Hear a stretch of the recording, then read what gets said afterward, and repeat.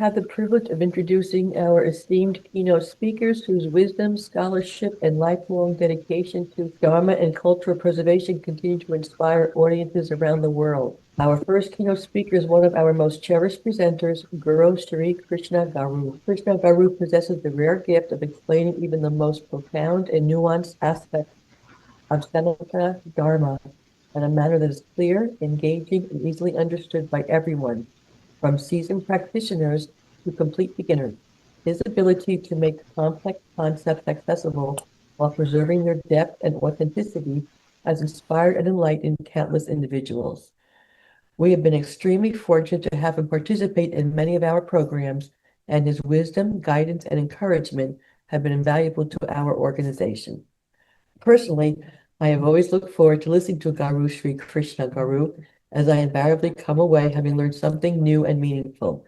I know many of us are eagerly awaiting his presentation today.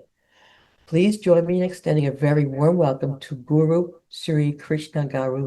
గురు శ్రీ అనంత కృష్ణ గారికి ప్రణామాలతో సాదర స్వాగతం. మరోసారి మీరు మీ అనుగ్రహ భాషణం చేయవలసిందిగా వేడుకుంటున్నాము. ఓం శుక్లాంబరధరం విష్ణుం శశివర్ణం చతుర్భుజం ప్రసన్నవదనం ధ్యాయే సర్వవిఘ్నోపశాంతయే శాంతం శుచిస్మితం దేవం నిస్సీమమహిమాన్వితం కవచం శిష్యగణస్య భిషజం భవరోగిణాం ఆత్మజ్ఞానప్రదాతారమవాङ्మానసగోచరం సద్యసిద్ధికరం గురుం నమామి స్వాత్మనాయకం. Sri Gurubhyo Namaha. At the outset, let me thank Kovila Kalanidhi, a temple of art treasures, conducted by three great personalities today, Melissa, Devi, and Ramya. I thank you very much. I thank you very much for that wonderful arrangement of this event. And also to all the participants who have come forward to take part in this wonderful, great event, which is very essential at the micro level as well as at the macro level. But to achieve something at a macro level, we need to start at the micro level. I'll start with a small story. This story is of a beggar. You know, in India, beggars come and they say, please donate something. And the household will either give or whatever it is, that follows. A beggar used to come to every house every day, and he used to say, it seems, a beggar of 3 generations is here, kindly donate. This is what he used to say. 3 జన్మల దరిద్రుని వచ్చానమ్మా దానం చేయండి. This is what he said in Telugu. Everybody was to donate, but one lady what got curious. She one day stopped him and said, you are a beggar, I can understand, fair enough. But always you say 3 generations beggar has come. How are you defining this?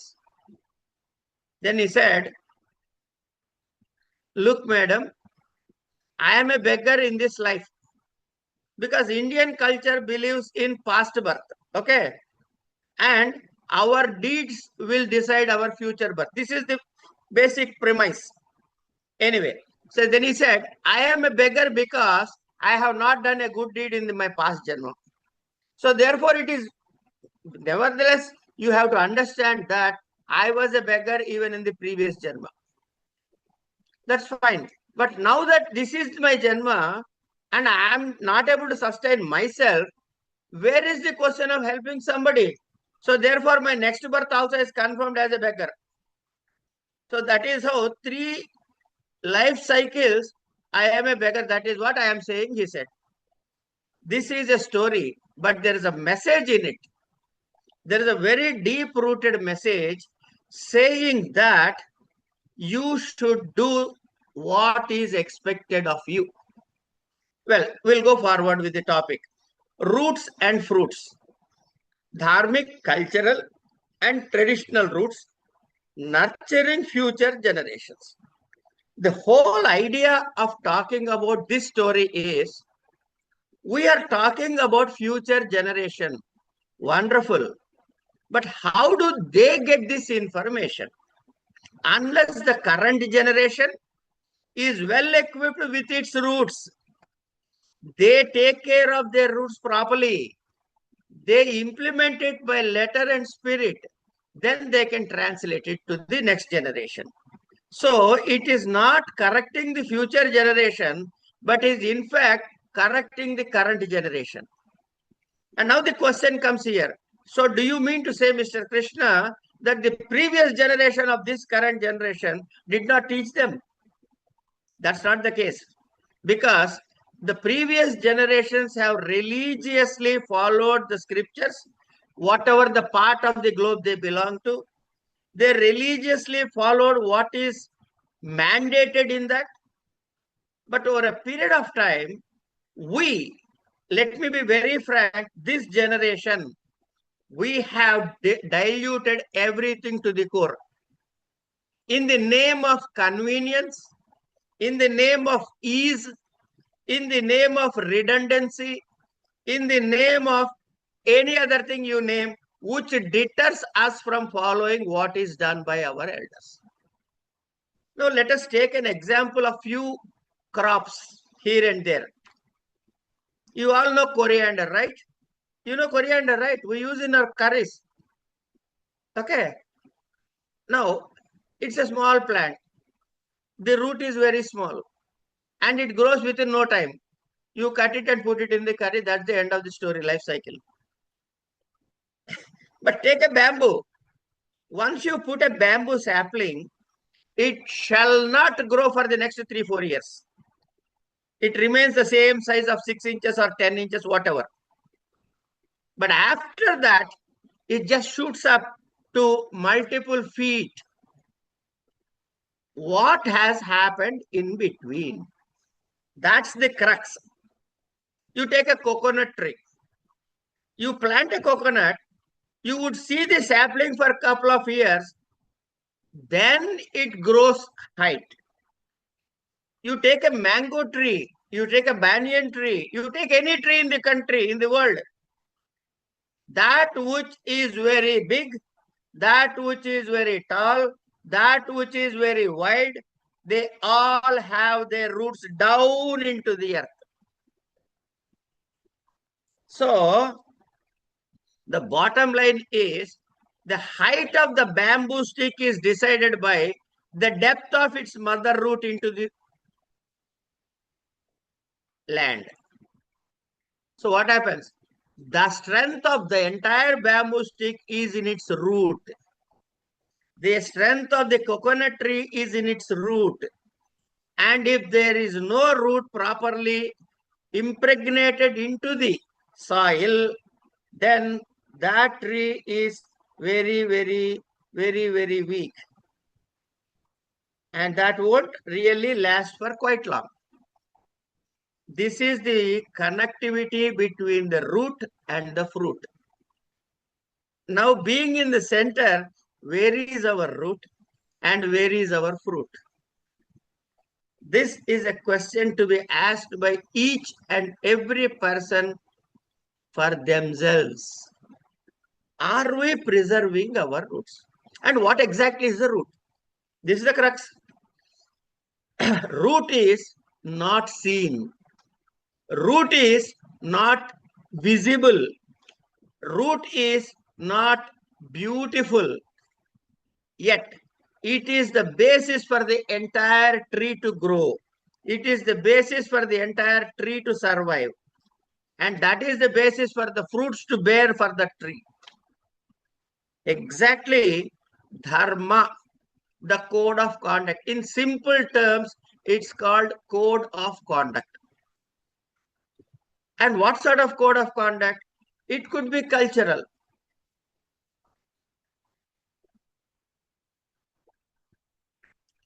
It could be cultural. It could be traditional. And what is the difference between cultural and traditional? There is a subtle difference between these two words. Culture is one within the geographical framework. Tradition is one rooted to the family basis. So that family has a culture, that family has a dharma to operate.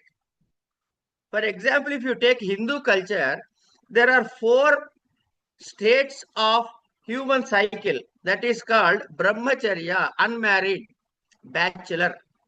Second one is grihastha. Third one is vanaprastha, he retires.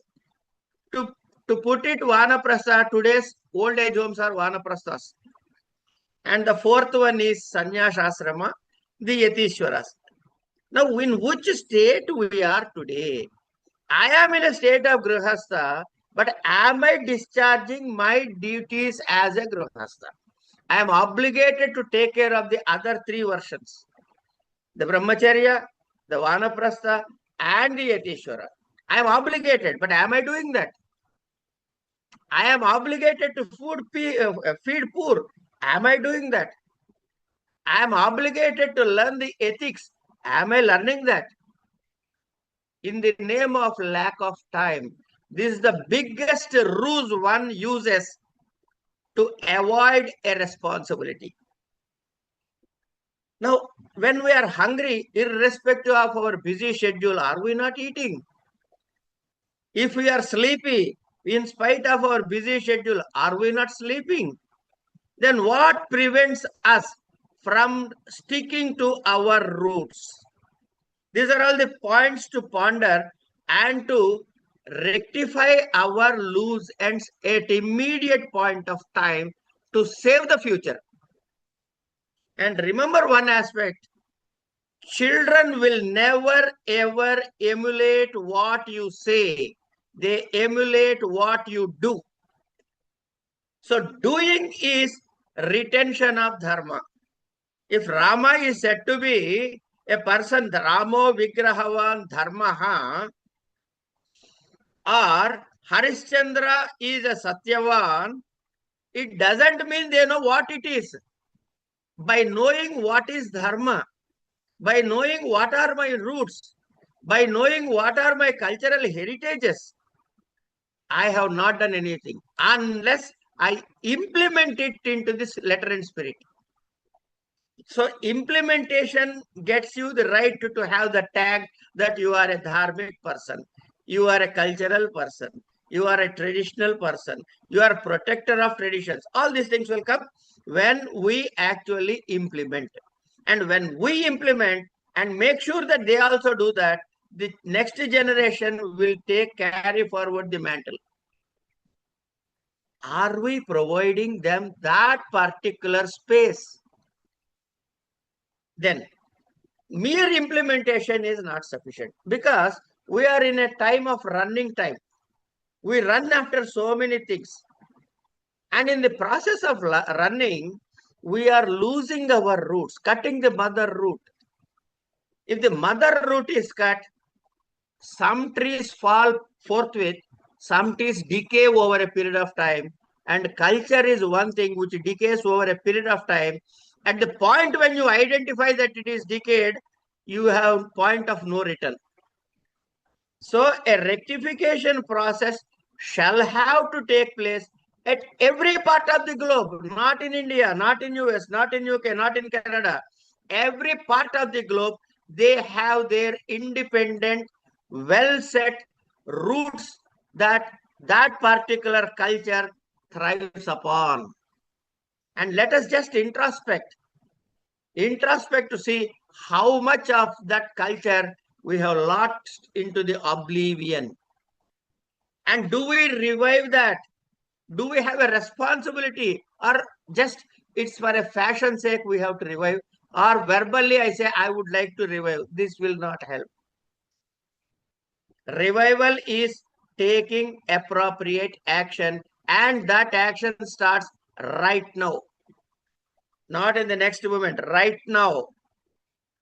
That is how we have to look at it, and we have to feel the urgency. It is something like, because you are all doctors, I would like to use in very loose terms your doctoral tips. If somebody has a massive heart attack, you will not see for muhurtam, good time, auspicious time, etc. You will rush him to the hospital. Whether it is a good time, auspicious time, or nothing like that, still he is in the hospital. He needs an attention.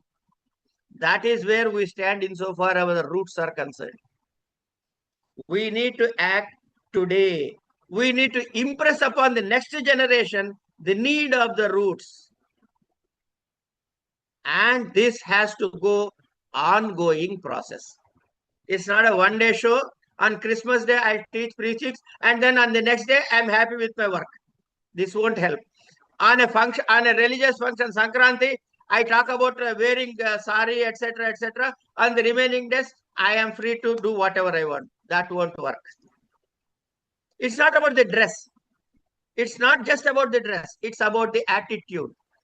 And one more thing, let us also understand one simple factor.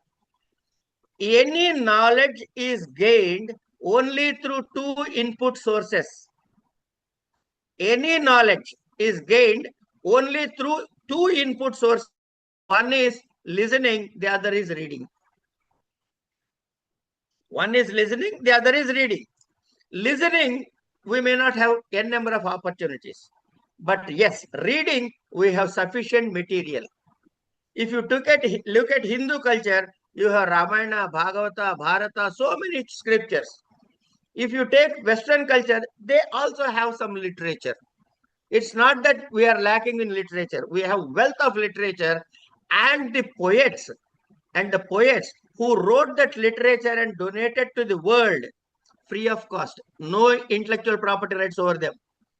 They gave it free of cost because of the passion towards the society.